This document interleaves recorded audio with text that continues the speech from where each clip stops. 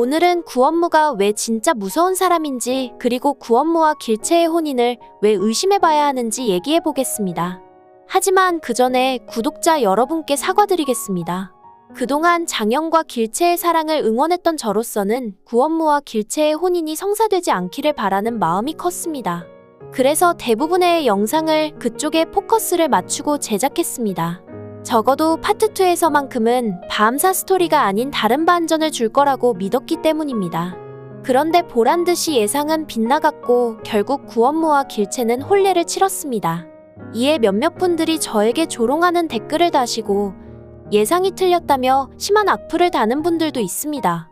하지만 그렇다고 해도 지난 영상에서 추측한 것에 대해서 후회하진 않습니다. 혼인을 한 길채여도 장현과의 사랑이 꼭 이루어져서 결말만큼은 해피엔딩으로 끝나길 간절히 바라고 있으니까요. 그리고 분명 작가님이 길채와 구원무 혼인에 대해 숨기고 있는 또 다른 반전 스토리가 있을 거라고 봅니다. 지난 9회에서 비난받았던 장현의 포로 사냥과 발뒤꿈치 절단 스토리가 파트 2에서 플래시백을 통해 새롭게 내용이 추가되면서 모두 해명되었던 것처럼 말입니다.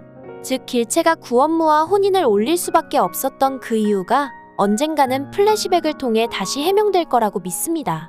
그럼 제가 왜 그토록 구원무와 길채의 혼인에 대해서 의구심을 갖고 있는지 얘기해 보겠습니다. 알다시피 지난 9회에서 장현을 잊지 못했던 길채는 구원무의 첫 번째 청혼을 바로 거절했었습니다. 그리고 10회에서 대장간에 함께 있을 때 구원무가 또다시 청혼하자 길채는 고민하지 않고 곧바로 거절했었죠. 당시 길채는 장현 말고는 마음속으로 자기 인생의 다른 남자는 절대 없다고 생각했으니까요. 이에 길채는 구원무의 청혼을 거절하며 이런 말을 했습니다. 사내들은 제가 상냥한 아내가 될 거라 여기고 조신한 며느리가 될 거라 짐작하고 아내가 되고 며느리가 되면 달라질 것이라고 여기지만 그게 아니라고 말이죠. 이어 길채는 자신은 절대 달라지지 않는다며 자신의 웃는 얼굴을 좋아하는 사내는 많아도 저의 고약한 모습까지 좋아하는 사내는 없다고 말했습니다. 그러면서 구원무에게 제가 가진 것 중 이것은 가져가고 저것은 남겨둘 순 없습니다. 라고 말하며 자신에 대한 미련을 버리라고 충고까지 했었죠. 그런데 이랬던 길채가 어떻게 하다가 구원무 청혼을 받아들였을까요? 그 이유는 단 하나였습니다. 구원무가 마음속에 품은 그 사내의 마음도 가지고 오라고 말하며 자신은 어차피 죽은 사람은 상관없다고 말했기 때문입니다. 거기에다 갑자기 나타난 양음이 장현이 죽었다고 말하면서 길채의 신락 같았던 희망도 무너지고 말았죠. 결국 길채는 현실과 타협하고 맙니다.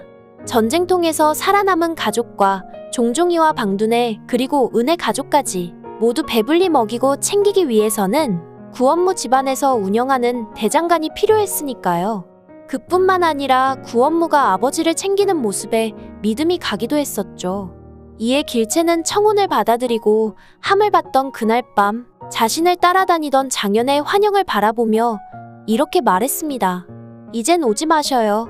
난 이승에서 사내진미도 맛보고 조선팔도 구경하며 천수를 누리다 갈 생각이니 우린 나중에 아주 먼 옛날에 다시 만납시다.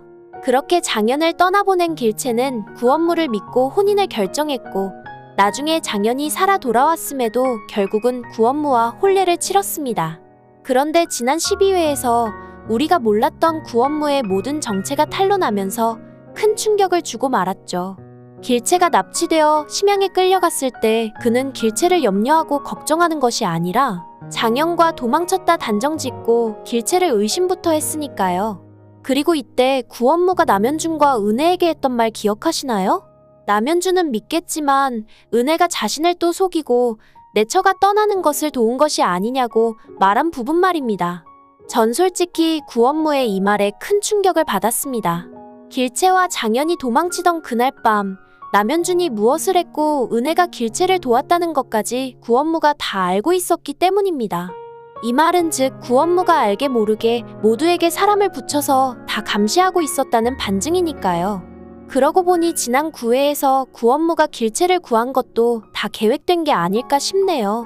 당시 길채가 만든 유기그릇을 박대가 팔러 나갔다가 다른 보부상들에게 빼앗기는 바람에 길채가 찾으러 간 적이 있었는데 이때 구원무에게는 알리지도 않았는데 그곳에 갑자기 나타나서 길채를 구했기 때문입니다. 그리고 자신의 직급이 종사관인데도 남의 물건을 탈취해 팔아먹은 보부상 놈들을 잡아 족치지도 않고 칼등으로 몇 번 때린 후 모두 무사히 보내줬다는 것입니다. 혹 이게 구원무의 계획이 아니었다고 하더라도 이때부터 길채를 따라다니거나 감시하고 있었던 것은 맞는 것 같습니다. 그런데 알고 보면 이 일뿐만이 아닙니다. 지난 10회에서 길채의 아버지가 정신줄을 놓고 오랑캐가 길채를 잡아갔다며 밖을 떠돌 때 지나가던 행인이 길채의 아버지를 때리려고 하자 구원무가 갑자기 어디선가 나타나 구해준 적이 있었죠. 이 일도 혹시 구원무가 길채 마음을 얻기 위해서 꾸민 게 아닐까 의심됩니다. 즉 이때도 일부러 길채 아버지를 밖으로 유인해 길채가 아버지를 찾아 나서게 만든 다음에 자긴 길채의 아버지 주위에 숨어 지켜보고 있다가 위험에 처할 때 짜잔하고 나타나서 구해준 것이죠. 같은 10회에서 구원무가 장현과 도망쳤던 길채를 유인하기 위해 길채 아버지를 미끼로 썼던 것처럼 말이죠. 구원무는 길채의 아버지 앞에서도 뻔뻔한 거짓말을 했습니다. 자기 칼로 오랑캐 수백 명을 베었다며 이 칼로 길채도 제나미도 지켜주겠다고 말이죠. 이에 길채 아버지는 자네가 있어 참으로 다행이야 라고 말하며 구원무 손을 꼭 잡았습니다. 그리고 이 모습을 지켜보던 길채도 마음이 조금 흔들리는 듯 보였죠. 하지만 이때도 길채는 계속 자기 곁에서 돕고 싶다는 구원무의 청을 모두 거절했습니다.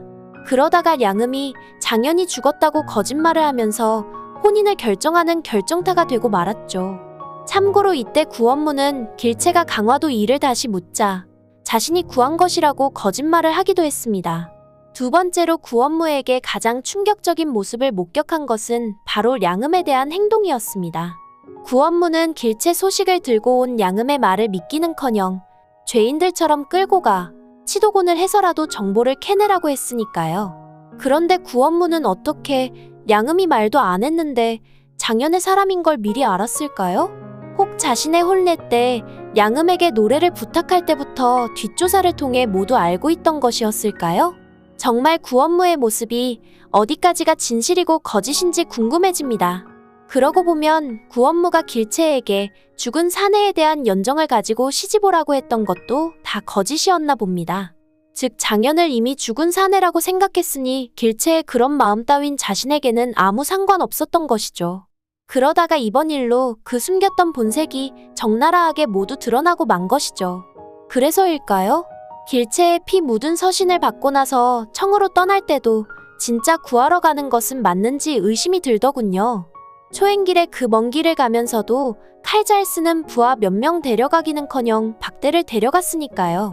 그뿐만 아니라 평소에는 잘 타고 다니던 말도 급한 이 와중에는 안 타고 가더군요. 그런데 구원무가 청에 무사히 도착할 수 있을지도 걱정이네요. 만약 밤사 스토리 그대로 따라간다면 구원무가 죽을 시점이 이쯤일 수도 있으니까요. 즉 장현이 청으로 가다가 그 도적대를 만난 게 괜히 만난 게 아닐 수도 있다는 것이죠. 거기에다 먼저 떠난 구원무보다 량음이 청에 먼저 도착해서 장현에게 길채 소식을 알린 것도 이상하네요. 혹 구원무만 죽고 박대만 살아 돌아오는 것은 아닐까요? 차라리 그랬으면 좋겠습니다. 청에 가서 길채랑 장현 보고 또 의심병 도져서 힘들게 살아 돌아온 길채 목 조르는 일 없게 말입니다. 오늘 준비한 내용은 여기까지입니다. 구독과 좋아요 부탁드리며 많은 의견과 댓글 남겨주세요. 시청해주셔서 감사합니다.